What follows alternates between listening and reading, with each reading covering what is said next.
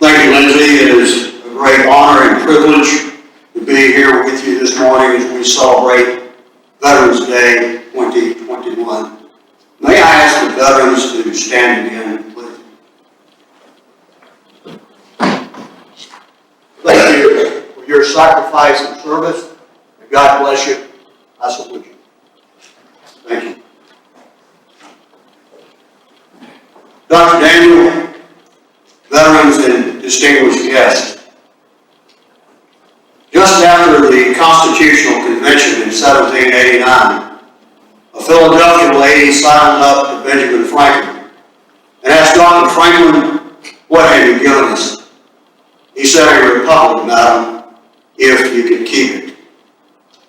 We live in a dangerous world of nuclear weapons, weaponized biological pathogens, chemical agents, and terrorism. Much like ancient Rome, the Republic faces threats from both within and without. However, the greatest threat perhaps was articulated by Aristotle 2,500 years ago. He said, "Tolerance and apathy are the last virtues of a dying society." In the last century, the great writer W. Somerset Maugham once wrote that if a nation or an individual loves anything more than freedom, it will lose its freedom. And the irony is, if it loves comfort or money more, it will lose that too. The price of liberty was never secured by the politician, the lawyer, the journalist, the educator, the activist, or the philosopher. That price and responsibility has always fallen to the American soldier. From Concord Bridge to Anbar Province, they have never failed to pay that price. On Christmas night, 1776, General Washington crossed the Delaware with a ragtag army of 1,500. They crossed an icy river at night in a snowstorm. When they disembarked on the Jersey shore, they marched 9 miles to Trenton through the snow. History records that you could follow a trail of blood because many of Washington's soldiers didn't have shoes, their feet wrapped in burlap, frozen and bloody. At dawn, they engaged a superior Hessian force and prevailed. Providence saved the fledgling nation. Within a month, Washington's ranks had swollen to 20,000 and would ultimately end with victory at Yorktown. The password that night was victory or death. At 0630 hours on 6 June 1944, General Theodore Roosevelt Jr. led the 8th Regiment of the 4th Infantry Division ashore on Utah Beach. At 56, he was the oldest man and the only general officer to go ashore on D-Day. He had heart problems. He was armed with a pistol and a walking stick and personally led his men, identifying weaknesses in the enemy line and encouraged them forward. He would succumb 5 weeks later to a coronary and was posthumously awarded the Congressional Medal of Honor. To the east, the 29th Infantry Division was headed toward Dog Green Sector on Omaha Beach. Many of them were just boys, 18, 19 years old. Many of you have children or grandchildren that age. The first wave sustained 90% casualties in 15 minutes. The message from the beach was, issue in doubt. When Colonel George Taylor went ashore at 0830, he was shocked at the carnage which he saw and the troops hunkered behind the seawall. As he rallied those young soldiers, He said there are only two types of men on this beach, the dead and those who are going to die. We're going to get the hell out of here. The advance broke the German line, but not without horrific cost. On the bluffs overlooking Omaha is the American Cemetery, where 9,387 American soldiers rest in honored glory. But the price of freedom had just begun. In the liberation of Europe, we lost 2,000 men a day from Normandy to Paris. In the late 90s, I had gotten off midnight shift, and I had the privilege of seeing an interview with Charles Durning on C-SPAN. If that name doesn't ring a bell, he was a very fine television actor of the 1970s, played a lot of detective roles and such things. But I heard Charles during an interview. He went ashore on Omaha Beach that morning. He would later be awarded the Silver Star and Purple Heart for his actions that day. But I heard Charles Durning describe with tears in his eyes how he saw mortally wounded men in the last full measure of devotion drag their bodies sideways in the sand so that they might be used for cover for their comrades in arms. It was a Galilean carpenter who declared that greater love hath no man than this, that a man lay down his life for his friends. I cannot imagine the price that was paid that day. I had a good friend in the Navy whose uncle was on Omaha. They went to see the movie Saving Private Ryan. And when Commander McKinney asked him, he said, was that accurate? He said, well, they tried.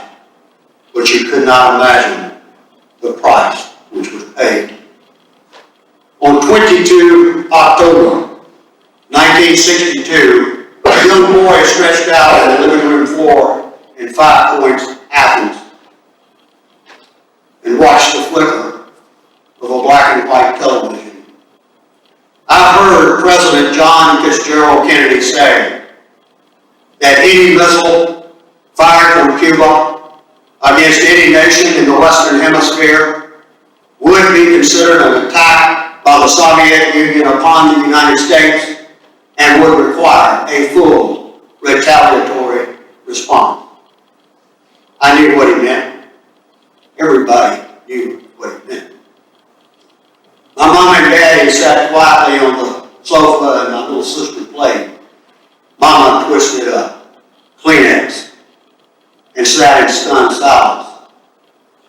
My daddy was a World War II veteran. He fought from Casablanca to Purchase Garden with the 3rd United States Army. He was on the push-up from Angio, Monte Cassino, marched into Rome.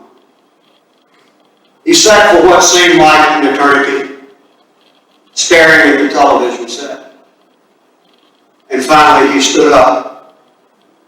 He looked 10 feet tall. He said, well, I went once before. I'm ready to go again. What I saw in my father's face that night was the resolute determination, courage, and spiritual strength which forged a nation and has preserved it down to this very day. It was in that hour that I determined to serve in the officer corps of this nation. But I would not understand how profound his words were until 20 years later. Daddy would always tell you funny things and stories about the war, but he would never, ever talk seriously.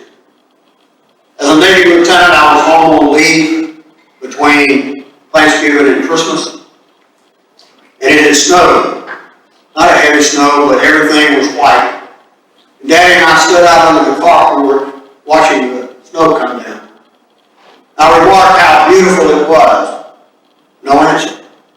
I said, Daddy, everything's white.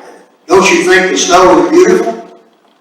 He said, I don't like snow much. And then I looked at him and like an idiot said, why not?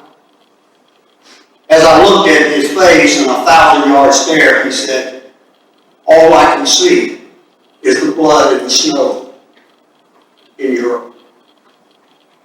I never asked him about snow again. But in an epiphany, I understood that he had carried that pain all his life from World War II, without complaint and without having any type of assistance or help. It was between him and his God. Finally, during the War of 1812, a young attorney by the name of Francis Scott Key stood on the British flagship. He was there to negotiate the release of American prisoners of war. The bombardment of Fort McHenry began, and the British admiral told him, he said, Mr. Key, if the colors fall, this nation will come to an end. Francis Scott Key watched the bombardment of Fort McHenry all through the night. The British admiral ordered all the guns in the British fleet to be trained on that old flagstaff aloft over Fort McHenry. And through the night, the flagstaff would occasionally waver and tilt and shake. They would not know, they could not know until the next day that American patriots all through the night would rally to that flagpole and press on it to keep it aloft, running into certain death. What they did not know was that it was the bodies of American patriots which sandbagged that old flagstaff. And by dawn's early light, our flag was still there. History demonstrates that any nation which does not honor its warriors will soon be conquered by one which does. The price of liberty is incalculable. It is a debt which can only be paid by the honor of a grateful nation. You see, this is why we venerate and honor our veterans. This is why we salute the flag.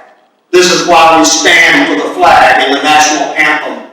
This is why we honor those who gave all their tomorrows for our today.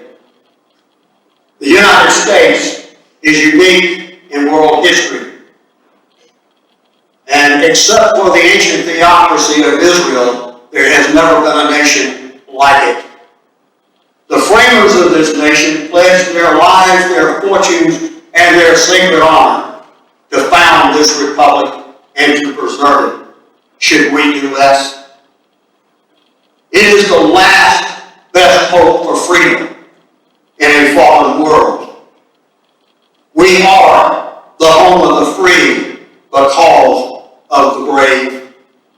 This Veterans Day, we remember their sacrifice and service, and in the words of Moses, proclaim liberty throughout the land. May God bless our veterans, and may God bless this great republic, the United States of America. Thank you.